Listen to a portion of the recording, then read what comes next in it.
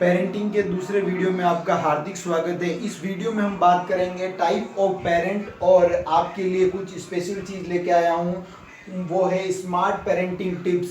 तो सबसे पहले अपन बढ़ते हैं type of parent. Authoritarian parents. Authoritarian parents वो होते हैं जो बच्चों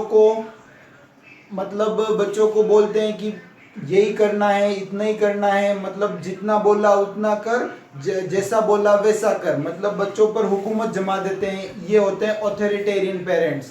अब यहाँ पर आते हैं डेमोक्रेटिक पेरेंट्स। डेमोक्रेटिक पेरेंट्स वो होते हैं जो बच्चों में इन्वॉल्व होते हैं, बच्चों के कोई भी डिसीजन लेते तो उसमें इन्वॉल्व होते हैं, बच्चों को इन्फॉर्म नहीं करते हैं कि भाई ये डिसीजन तेरे लिए ले लिया है, तेरे को ये करना है। बच्चों के साथ मिलजुल के बात करते हैं, उनके साथ बैठते हैं, वो होते हैं डेमोक्रेटिक पेरेंट्स। अब तीसरे तरीके के पेरेंट्स आते हैं, वो आते हैं परमिसिव पेरेंट। परमिसिव पेरेंट्स मतलब बच्चे को जो चाहिए वो दे दिया, बच्चे को बोला तेरी मर्जी हो वो कर। ये इस तरीके के पेरेंट्स होते हैं, उनको बोलते हैं परमिसिव पेरेंट्स। पहले के ज़माने में जो पेरेंट्स चलते थे वो ऑथोरिटेरियन पेरेंट्स थे। आज के ज़माने में जो सबसे बेस्ट पेरेंट्स होते हैं वो डेमोक्रेटिक पेरेंट्स होते हैं, जिनमें म्यूचुअल चीज़ें चलती है, उनको बोलते हैं डेमोक्रेटिक पेरेंट। अब आते हैं इनसे भी जो परमिसिव पेरेंट्स होते हैं उनसे भी खराब जो पेरेंट्स होते हैं उनको बोलते हैं नेग्लेक्टफुल पेरेंट्स। नेग्लेक्टफुल पेरेंट्स का मतलब ये है कि बिल्कुल बच्चे पर ध्यान भी नहीं देते, बच्चे को मतलब पैदा करके छोड़ दिया और मतलब वो क्या कर रहा है, कहाँ जा रहा है, उनको कुछ लेना देना नहीं है, वो नेग्लेक्टफुल पेरेंट्स होते हैं। अब मैं आपको कुछ इस वीडियो में बात करूंगा स्मार्ट पेरेंटिंग टिप्स के बारे में। स्मार्ट पेरेंटिंग टिप्स, तो सबसे पहले स्मार्ट पेरेंटिंग टिप्स हैं वो हैं इनकरेज इनोवेटिव थिंकिंग। बच्चों के अंदर जो इनोवेटिव थिंकिंग है उसको हमको इनकरेज करना है, उसको पहचानना है। अब यहाँ पर दूसरी है, उसको बोलते हैं read book to your child. अपने बच्चों के लिए बुक पढ़िए, उनके साथ बैठिए, अच्छी बुकें उनको सुनाइए, अच्छी कहानियां उनको सुनाइए। Read book to your child. अब थर्ड नंबर है, उसको बोलते हैं इनकरेज म्यूचुअल क्वेश्चनिंग।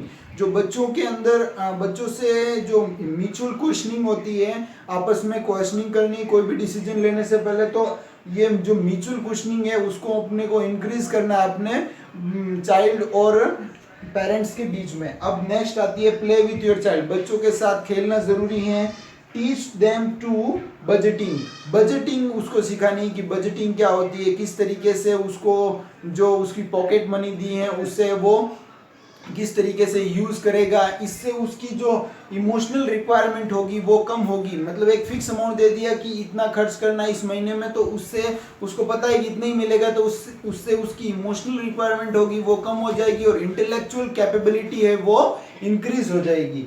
अब दूसरा आता है teach finance to your child. Teach finance to your child मतलब बच्चे को फाइनेंस के बारे में नॉलेज देना चाहिए, पैसे के बारे में अच्छे से उसको नॉलेज देना चाहिए। तो teach finance to your child.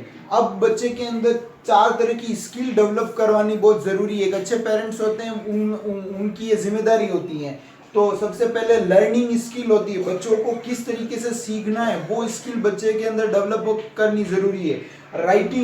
Reading skill मतलब बच्चों की जो पढ़ने की जो क्षमता होती है उसको भी इंक्रीज करवाना है। स्पीकिंग उसकी अच्छी होनी चाहिए और राइटिंग स्किल उसकी अच्छी होनी चाहिए। तो इस स्किल पे काम करना चाहिए। अब यहाँ पर देखें तो सिनेरियो बेस्ड क्वेश्चनिंग। बच्चों को कोई भी सिनेरियो दे दिया उस पर बेस्ड क्वेश्चनिंग करवानी चाहिए। कोई भी सिनेरियो दे दो बच्चों को, अब बच्चे से पूछो कि इससे आपने क्या सीखा।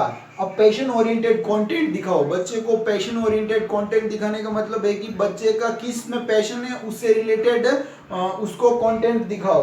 अब उसके हिसाब से उसका पैशन ढूंढो और उसके हिसाब से उसको ट्रेनिंग दिलाओ। अब नेक्स्ट आता है equal weightage of physical and intellectual gaming.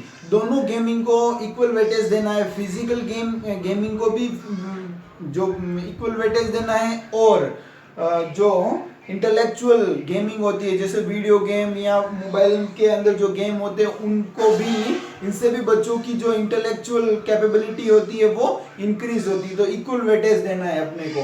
अब नेक्स्ट आते हैं embrace small risk and failure. बच्चों की जिंदगी में उनको थोड़े थोड़े रिस्क लेने दीजिए और उनकी जिंदगी में थोड़े थोड़े फेलियर आने दीजिए। अगर भविष्य में उनको बड़े फेलियर का सामना करे तो भी वो उसको आसानी से उससे लड़ पाए, उससे ओवरकम हो पाए। अब नेक्स्ट आता है motivational content to build can do attitude. बच्चे के अंदर जो कैन डू एटीट्यूड होता है, कैन डू एटीट्यूड मतलब मैं कुछ भी कर सकता हूँ, इस तरीके के मोटिवेशनल वीडियो दिखाओ, मोटिवेशनल स्टोरी सुनाओ। Help to your child to get organised, मतलब बच्चों की मदद कीजिए, उनको ऑर्गेनाइज कीजिए, बच्चों को ऑर्गेनाइज्ड करना सिखाइए चीज़ों को। एक दिन आप खुद बेड बनाइए, फिर बच्चों को बोलिए अब आप बना के बताओ, या फिर कैसे किसी क्वेश्चन को ऑर्गेनाइज्ड करके तरीके से लिखना है। अगर आपको इस चीज़ के बारे में नॉलेज है, नहीं तो उनको एक्सपर्ट से मिलवाइए। तो बच्चों को ऑर्गेनाइज्ड कीजिए, उनको ऑर्गेनाइज्ड होने में उनकी हेल्प कीजिए। Praise and appreciate to your child, बच्चे की प्रशंसा और उसको अप्रिशिएशन कीजिए, जिसको उसको तारीफ मिलेगी तो वो उस चीज को बार बार दोहराएगा। अब यहाँ देखें तो action that are appreciated gets repeated, मतलब कोई भी एक्शन अप्रिशिएटेड होगा तो उसको बार बार दोहराएगा वो, मतलब उसको पता है कि इस चीज़ से मेरे को तारीफ मिलती है या इस चीज़ से मेरे को शाबाशी मिलती, तो वो उस चीज़ को बार बार करेगा।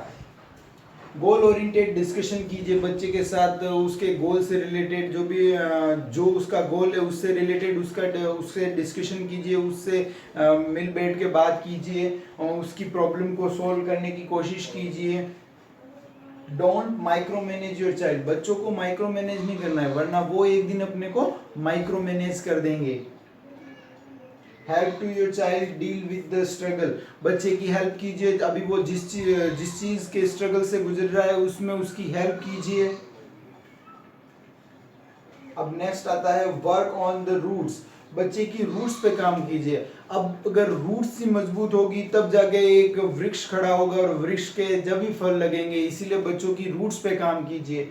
अब नेक्स्ट आता है कंपेयर, कंप्लेन और क्रिटिसाइज कैंसर होते हैं। बच्चे को कंपेयर नहीं करना है, कंप्लेन नहीं करनी है ज़्यादा और क्रिटिसाइज नहीं करना है बच्चा, ये बच्चे के लिए कैंसर होता है। और रिकॉग्नाइज, रिफॉर्म और रेक्टिफाई से ग्रोथ आती है बच्चे के अंदर। अब यहाँ देखें तो बच्चे के अंदर सोशल स्किल डेवलप होनी चाहिए और उसको डेवलप करवाने में हेल्प करनी चाहिए। हग टू योर चाइल्ड ओकेजनली, आपके बच्चे को आपको गले लगाना चाहिए ओकेजनली। नेचर चेंज नहीं करना है, बच्चे का नेचर चेंज नहीं करना है, उसके नेचर को बिल्ड करना है। मतलब नेचर तो चेंज नहीं कर सकते, नेचर को बिल्ड करना है। अब आपको किस तरीके का बनाना, उस तरीके का आप उसकी परवरिश कीजिए।